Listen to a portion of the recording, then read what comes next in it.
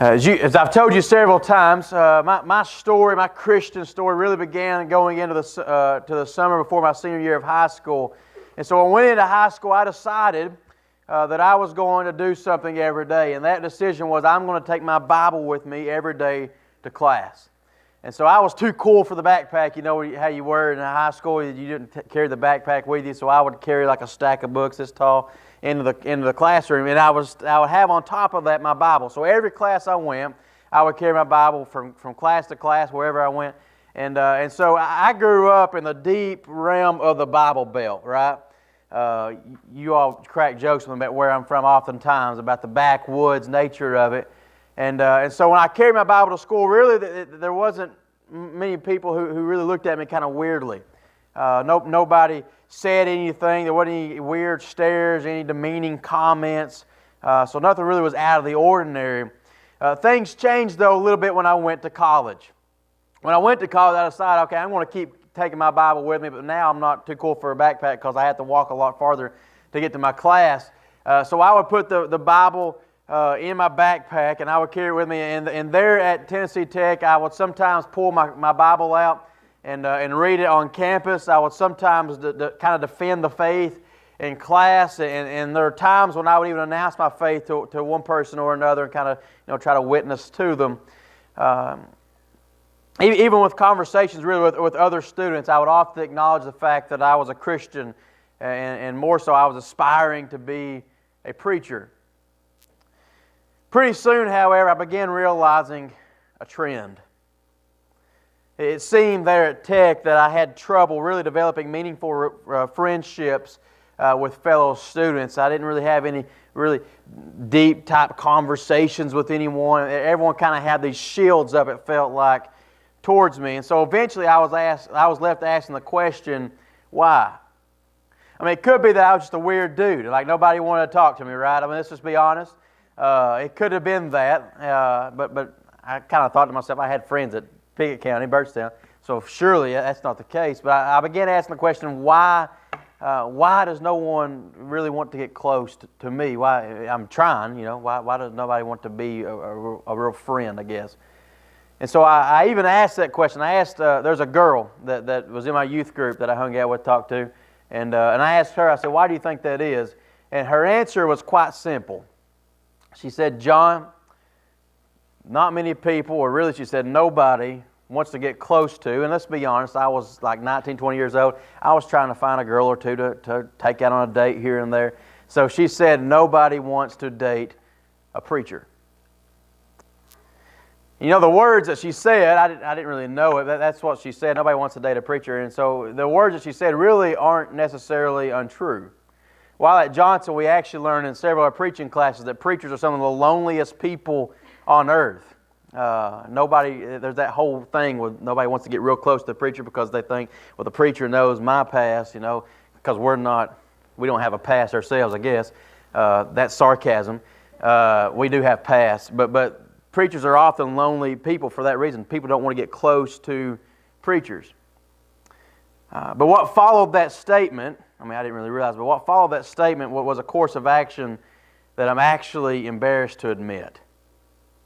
You see, she said that nobody wants to get close to a preacher. No one wants to get close to, especially no one wants to date a preacher. She said that, and because it was easier, because life would just be a lot easier, I could actually have friends and all that type of thing, I more or less became a passive Christian. You see, if someone asked me, are you a Christian? If they just come up to me and said, are you a Christian? Do you go to church? Yeah, I would tell them, yes, I am a Christian. I go to this church on Sundays, blah, blah, blah, blah. And I would tell them all about my faith. But unless someone asked me, I never brought it up. I would go into class, I would say very little things. I basically just kept quiet in the crowd, not drawing attention to the fact that I was a Christian unless it was, quote unquote, absolutely necessary. So in reality, I became what might be described as a secret disciple. If I had to guess, some of you have likely reached similar situations at different points in your lives, whether that's at school or at your community, like your neighborhood, or at your work, or maybe even with your family. Several of you may have faced that point in your lives, and maybe that's you right now. kind of hiding the fact that you are Christian. And there may have been several things that led you to that point. Let's be honest. Maybe it was something that someone said to you, or maybe you heard how another Christian was treated in the workplace or treated in your neighborhood, and you just decided it's a lot easier. If I don't mention the fact that I'm a Christian, life is so much simpler. Maybe you don't know exactly what to say or when to say it, and so instead of saying anything at all, you just don't say, instead of saying anything about Christ, you just say nothing at all. And it's not really that you're ashamed or that you're embarrassed of Jesus, but because life is simply easier, without announcing your faith openly to your community, to those around you, you live out the Christian life in secret, much like I did that year. And if you've ever struggled with that, you're in decent company, I would say. Good company, I would say. See, there was a man in Scripture, there was a man in the Easter story who did just that. His name is Joseph of Arimathea. We're going to get to him today in John chapter 19, verse 38. He is our supporting cast member. So if you got your Bibles, go ahead and turn there.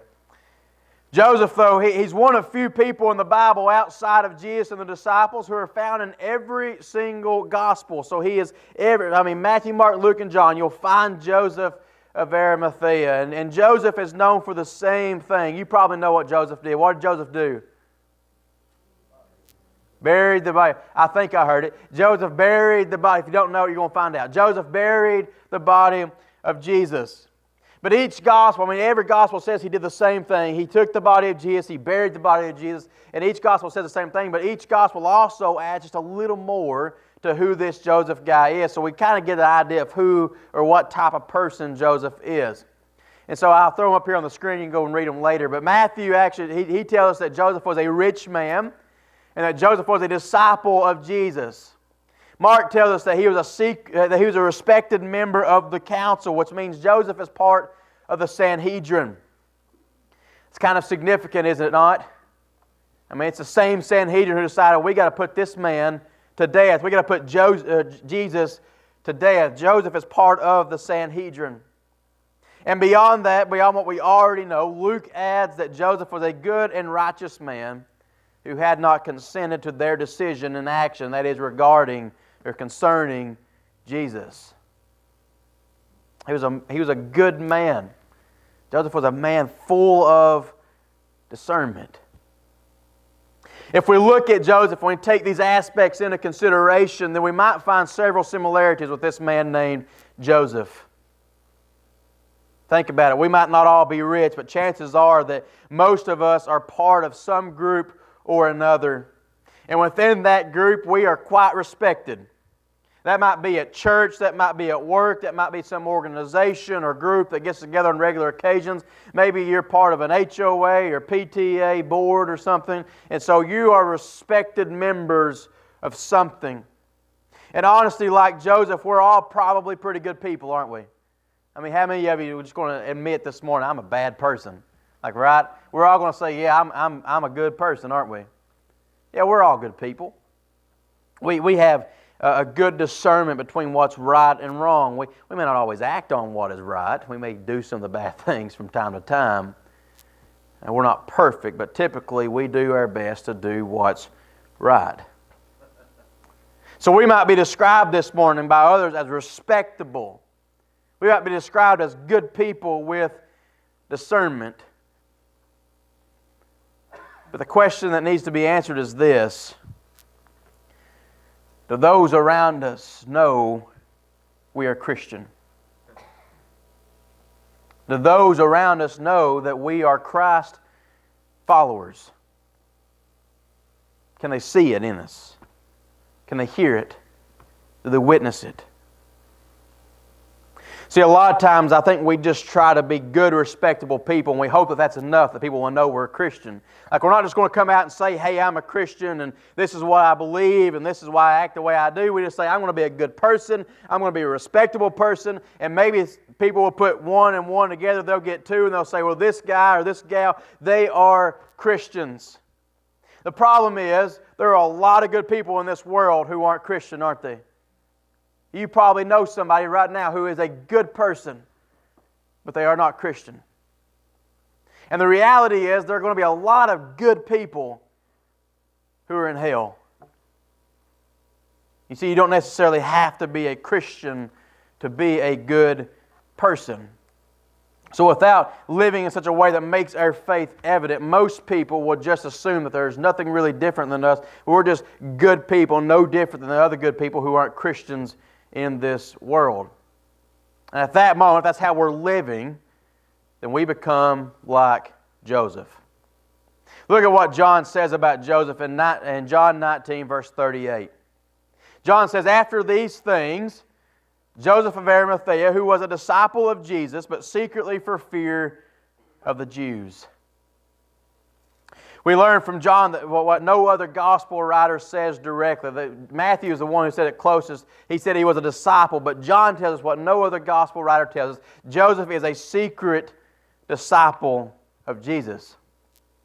It was unknown to the majority that Joseph was a believer, unless you were kind of part of his inner circle like Nicodemus who helps him bury Jesus. Unless you're part of that inner circle with Joseph, you have no clue that he believes what Jesus says, that he follows Him, that he is a student of Jesus. And the reason that's driving that whole secrecy was quite simple. Joseph was afraid. You ever been afraid? Have you ever had fear in life? It's amazing what fear can do to us, isn't it?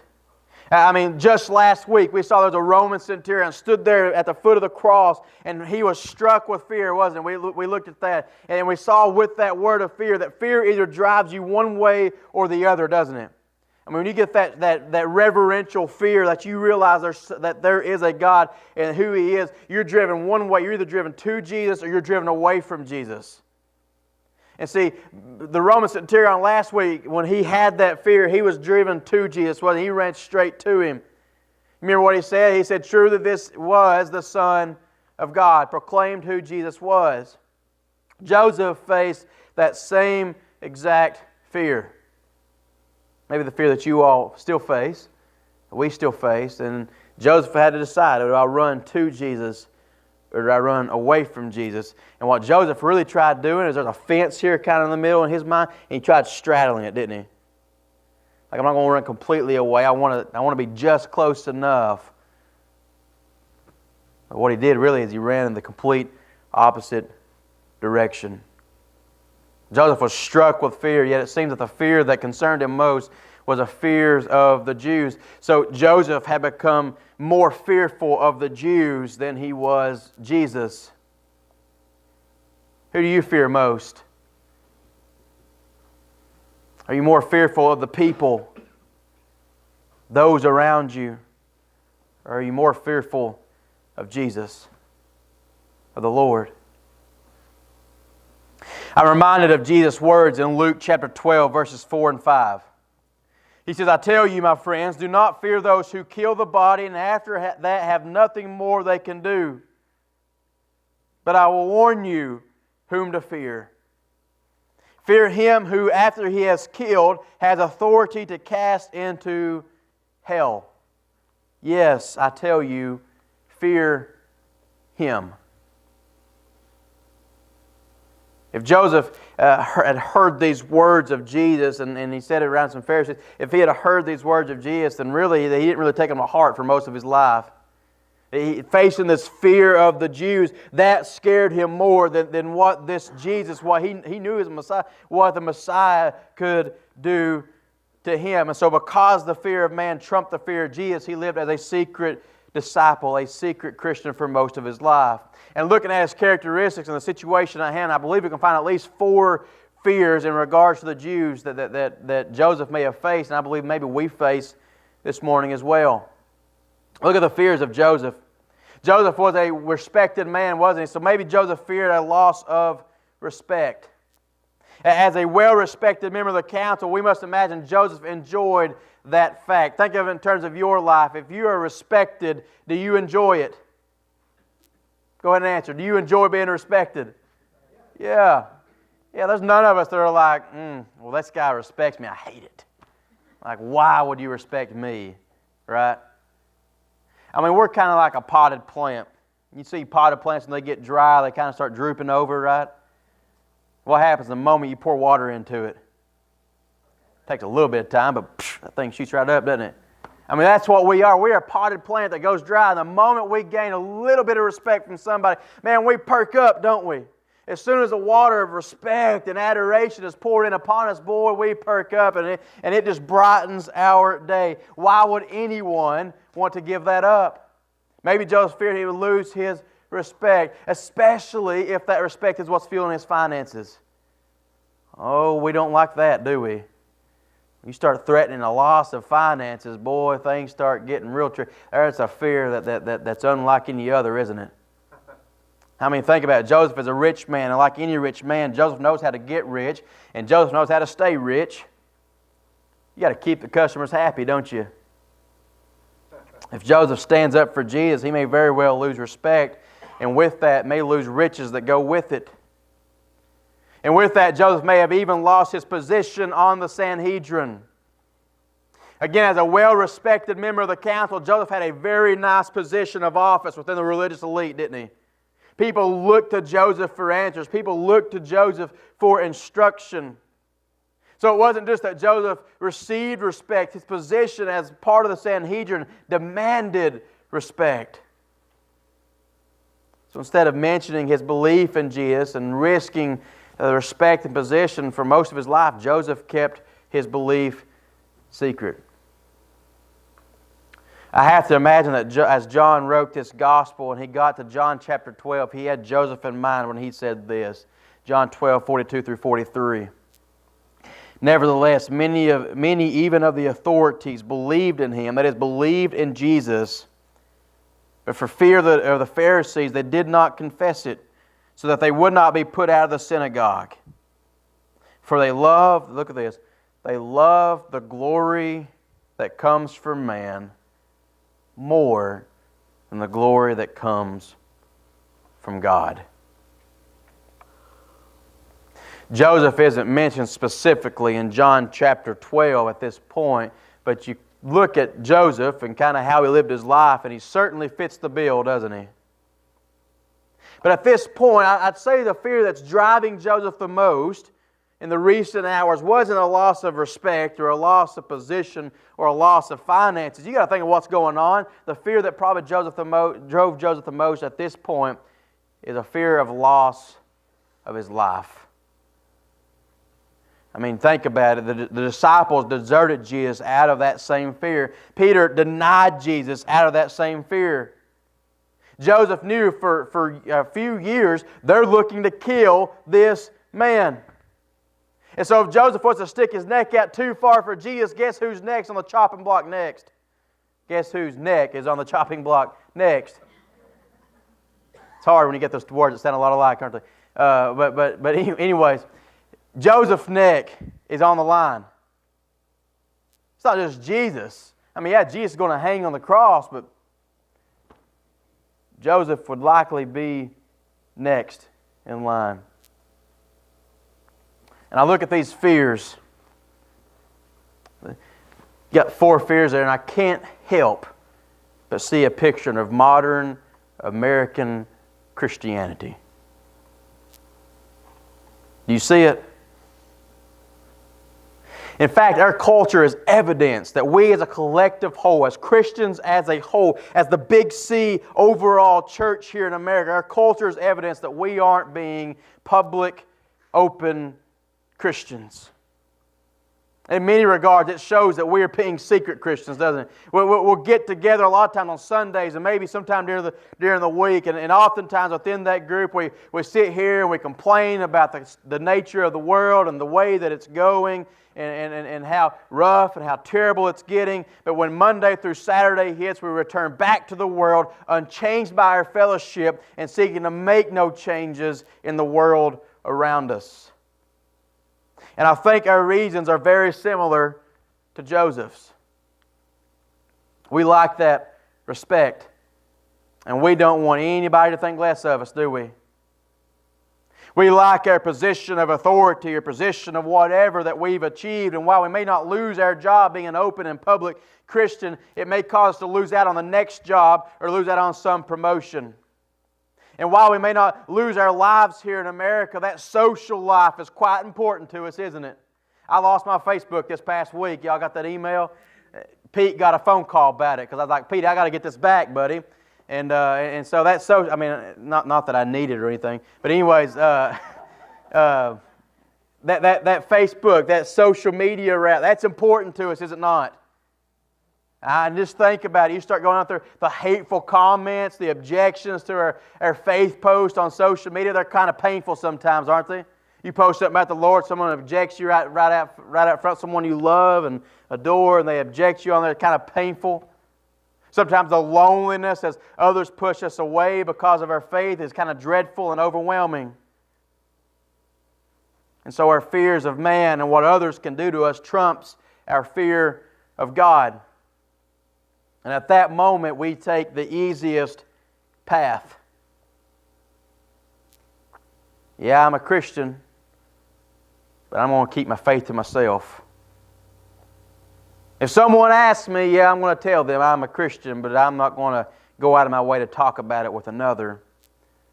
And so we remain disciples, secret Christians. But I'll tell you, we cannot remain there forever. Mentioned him last week, but Alistair Begg, a preacher up in Cleveland, Ohio, says this, and I agree with him.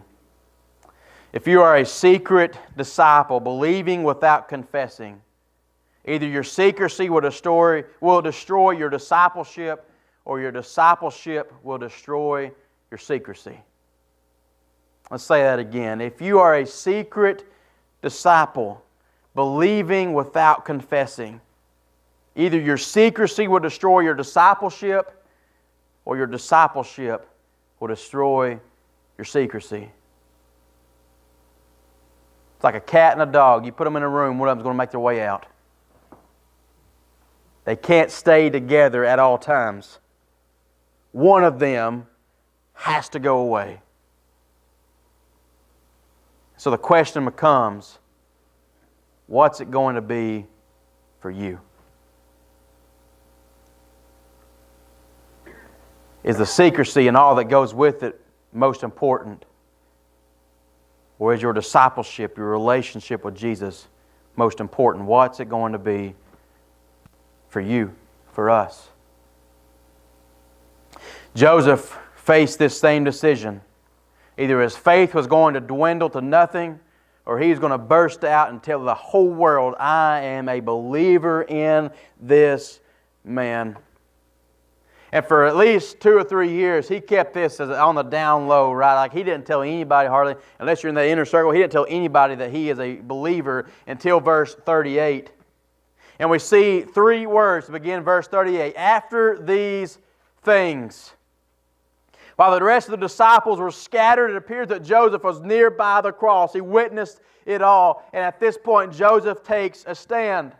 After these things, what are these things? These things refer to the death of Jesus. If He's at the cross, He would have witnessed after these things the confession of the Roman centurion that said, surely this was the Son of God. It is the piercing of Jesus' side as blood and water pours out below Him. And after these things, after Jesus was completely dead, after Joseph witnessed everything that Christ endured, knowing all along who Christ is, Joseph said, I have to take a stand. And so Joseph decided to publicly live out his faith. And this is how he did it. We read this continuing on. Joseph asked Pilate that he might take away the body of Jesus. And Pilate gave him permission. So he came and took away his body. At some point, if we haven't already, we must also make the choice to be public disciples of Jesus. At some point, we must publicly live out our faith because Jesus never calls us to be secret disciples. Now, I understand there are some cultures where you kind of have to live as a more quiet Christian. Like you can't just pick up a Bible and carry it around town. You can't bear a cross anywhere on your body like a necklace or a shirt or anything like that. You can't just come out and go to church like we can here in America. But we live here in America where the freedom of religion is given to us.